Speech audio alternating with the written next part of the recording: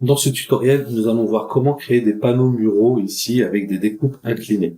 Donc, pour avoir ce type de résultat, on peut procéder de différentes façons avec Airhouse. C'est ce qui est bien avec ce logiciel, c'est qu'on peut utiliser différents modules pour avoir un résultat identique. Donc ici, dans cet exemple, moi, je vais utiliser le module conception donc de plafond et de structure ici. Donc, je clique sur le module, j'ouvre le module. Alors, avant ça, je vais supprimer et je vais partir de zéro. Donc ici, j'ouvre le module. Sur ce module, on va donc, moi là, je vais double-cliquer sur mon mur.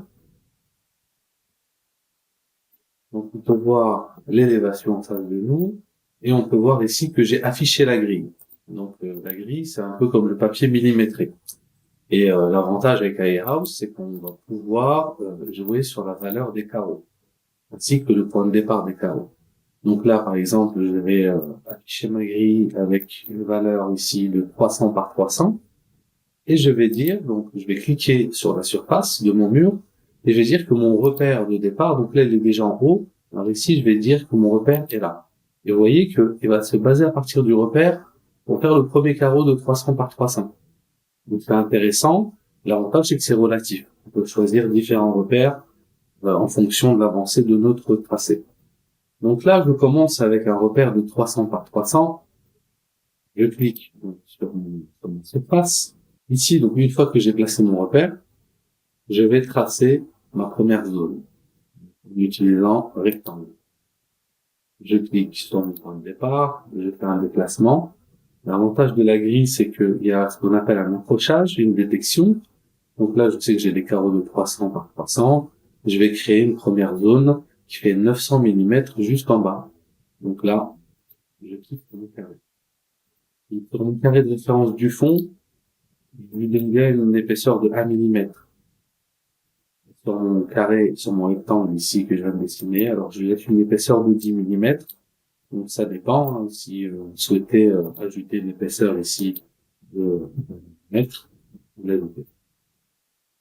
Donc sur ma zone principale, donc que j'ai créée ici, qui est extrudée, je vais tracer mes découpes.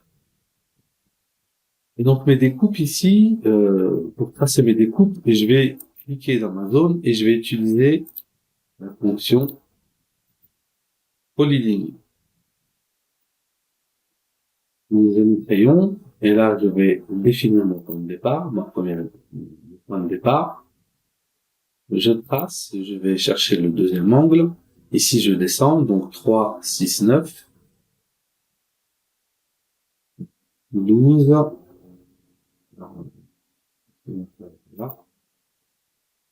Je vais remonter ici, et je vais venir fermer.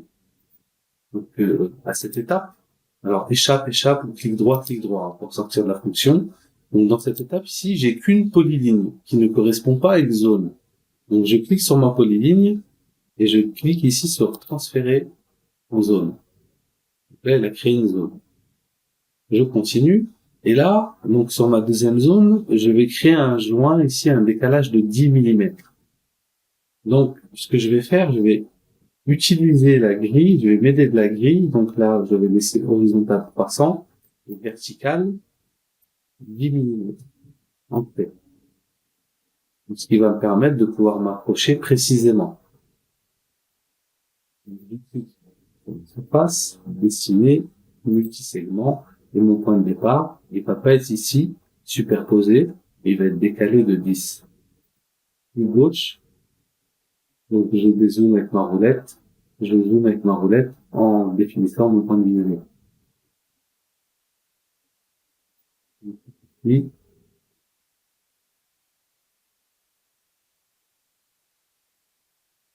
donc là, je vais descendre, je peux entrer une valeur au clavier, par exemple 1500, entrer.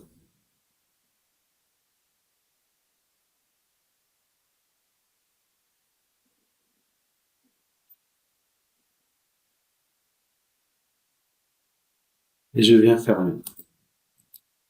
Clic droit pour terminer mon tracé et clic droit pour sortir de la fonction. Clic gauche pour sélectionner ma polyline, transférer à la zone. Donc là, j'ai créé ma deuxième zone. Il me reste plus qu'à tracer ma dernière zone ici. Donc je clique dans ma surface, dessiner, multi-segment, mon point de départ à 10, je dézoome,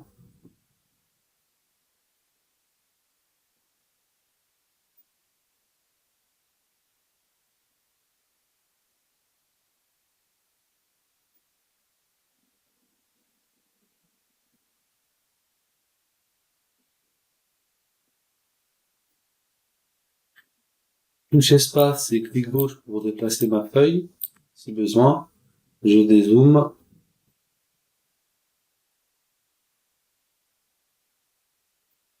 et je viens terminer ici. Clic droit pour terminer mon tracé, clic droit pour sortir de la fonction polyline. Clic gauche sur ma polyline, transférer à la zone.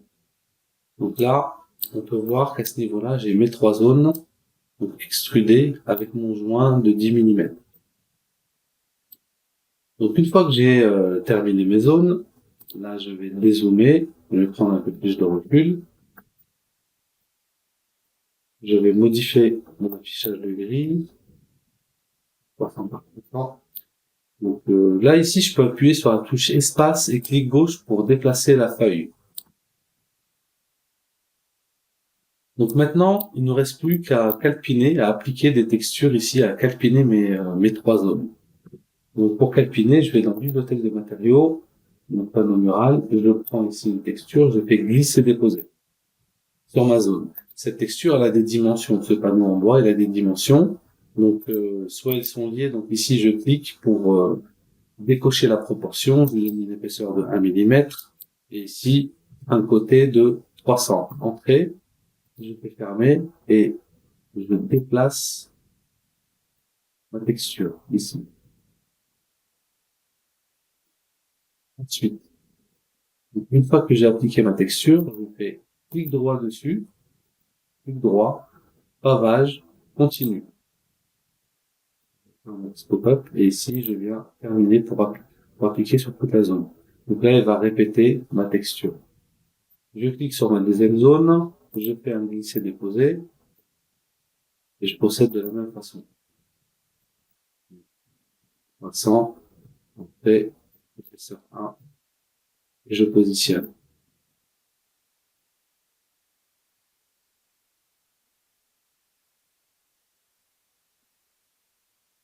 Clic droit, pavage, continue, pour venir remplir ma zone. Espace et clic gauche pour monter mon plan, roulette pour zoomer. Donc, et je termine avec la troisième zone, glisser, déposer. Donc, je redimensionne, entrée. Je positionne ma texture. Clic droit pour répéter ma texture. On continue.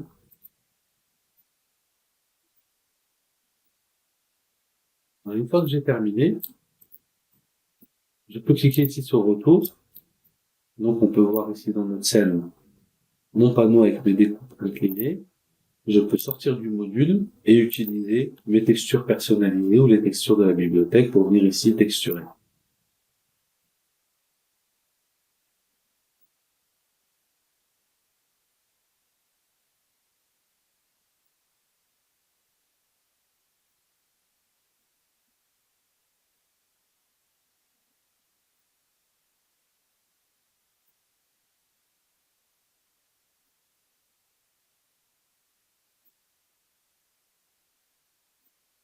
Donc, notre panneau ici de fond ayant une texture par défaut, on n'oublie pas ici de venir texturer donc à l'intérieur des joints si besoin.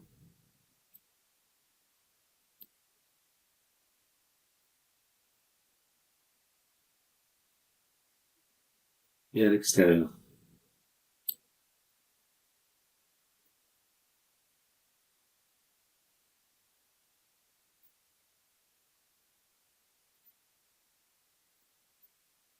Donc voilà pour ce tutoriel. Donc je vous invite à procéder et refaire l'exercice.